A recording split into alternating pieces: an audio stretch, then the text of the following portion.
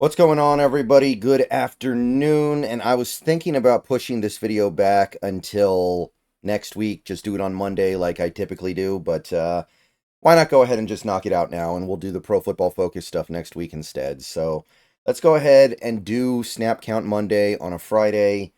I mean, the further we get away from that game, the less people are even going to want to look at the numbers from it, right? So let's just knock it out of the way now, and let's move on to bigger and better things over the weekend and kind of reset going into next week. But yeah, I don't have anything else better to talk about right now, and you may as well start pushing out the videos. You might as well start pushing out the data while it's still at least somewhat intriguing to people. So, Snap Count Monday on a Friday. Let's start with the offense here. First, I guess you could call this good news. The team ran 78 plays on offense.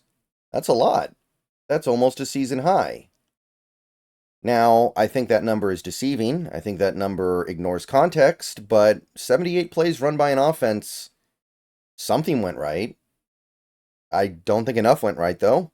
So that's a very thin silver lining we're trying to grasp at here. But running back splits, 54 for K9, 24 for Charbonnet. So once again, this team has zero confidence in McIntosh to even play him a single snap. And I understand that you've got a really good 1-2 punch in Walker and Charbonnet, but the fact that we cannot get McIntosh on the field once in 78 plays in a full 60-minute game of football, that is alarming to me a little bit. That concerns me. It concerns me a little bit compared to the big picture things, but you can find a couple snaps a game for Kenny McIntosh if you're creative enough, and we're not doing it. I think the split from Walker to Charbonnet is understandable, 54-24. I think that's reasonable. But come on, guys. McIntosh can do stuff for you. Don't tell me he can't.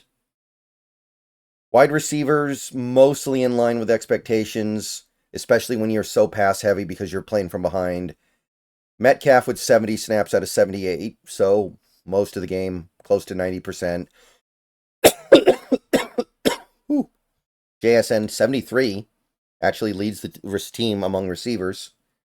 So that's kind of interesting, I guess. But those two guys are going to be up there all year. Lockett 61, and remember, he got hurt and left for part of this game. So it might have been like 65, 66 if he didn't get hurt. So mostly expected. Bobo gets 12 snaps, which seems a little bit low given how much we were on offense. And then Chenault had 7, kind of expected. And like I said in my video earlier today, it's not that I have some aspirations for Bobo becoming an elite receiver in this league, but given the run blocking stuff, given the run blocking discrepancy between Lockett and Bobo, you might need to play Bobo more just for that. Like, Bobo has problems in his game that I think people overlook because he's got some real strengths, but I think that the strength he has at run blocking is something that we probably need to get out there more. So I think that could be a solution here. I'm trying to figure out some way to allow this team to be more balanced and more deceptive, and Bobo might be part of it.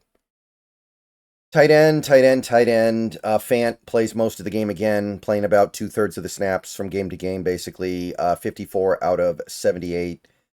And it's not that he played a bad game, but he is kind of emblematic of something that is not right with this offense right now. They simply cannot trick anybody because we all know that Fant can't block.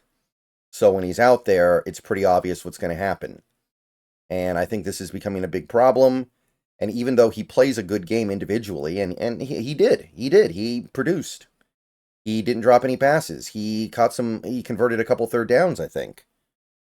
It's still an issue when every time we put A.J. Barner, who played 24 snaps, or Pharaoh Brown, who played 10 snaps in the game, it feels like the other team can kind of just key on a run.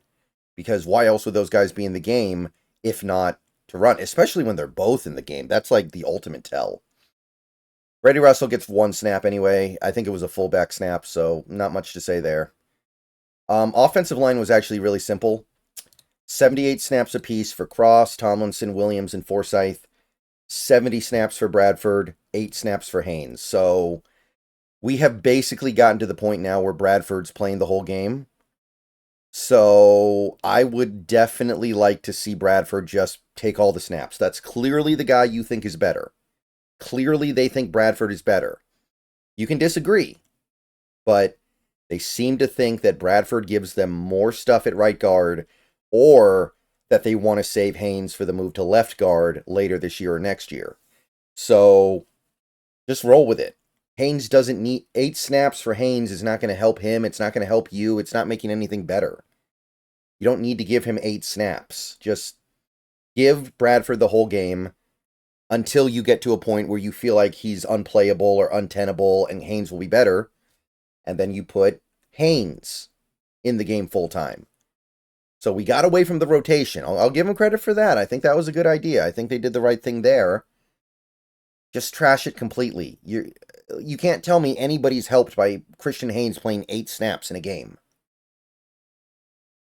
Okay, now we're going over the defensive side of the ball. Defense, I mean, hey, what are we talking about here? We're talking about 65 total snaps.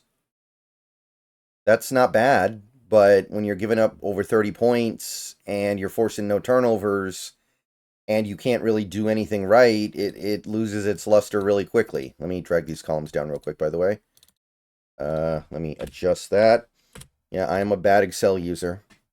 It's probably the suboptimal way to do it, but it's the way I'm doing it. Yeah, 65 snaps is not terrible. I'm not upset about that. I'm upset about everything else. In some ways, you are so bad on defense that the snap count being what it is doesn't even matter. So I will concede that this is a necessity right now because we don't have Murphy, and next week we're going to have Murphy back, and hopefully this doesn't continue to happen. I will concede that this is just kind of a necessity for the moment, but 59 snaps for Big Cat, that's not what you want. I don't want him playing over 55 snaps in a game, ever. Darren Reed, 53 snaps, also not what you want. He's a little older than Leonard Williams even, so him playing that much is going to cause problems for you. Hankins, 41 snaps. I mean, again, we got to do it, but it really sucks that we have to do it. And part of the problem is Mike Morris hasn't become anything that we have faith in, it seems like. Miles Adams hasn't become anything that we have faith in. Excuse me. So when we get in these situations where Murphy's hurt, Morris and Adams can't really do anything to alleviate the stress. And Cam Young was back, and he actually played 2 snaps in this game. Good for him.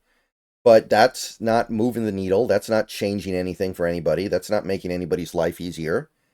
So next week, hopefully we get Murphy back and we don't have to worry about this anymore. It does frustrate me that our kind of long shot attempts to develop quality backup defensive linemen are falling flat on their face. We don't trust Mike Morris to play even 10 snaps a game through 6 games. Miles Adams didn't even play last night. So I would totally understand not playing those guys when you have all your starters. The fact that those guys cannot help out when we have no Murphy is frustrating. And I don't want to say it's an indictment on any coaches. I think it's an indictment on the player, because it's not like these coaches and these coaches picked these players, right? These coaches are all new. So it's just annoying. But yeah, Mike Morris, they just don't feel comfortable giving him meaningful playing time. What else can I say? Linebacker, Dodson played the whole game. Baker played every snap except for 1. Not much to say there. The way they played, honestly, I think Tyrese Knight is looking pretty good at this point. I think that Tyrese Knight is going to start getting some playing time if this keeps up, because, like, Baker, I'm not shocked.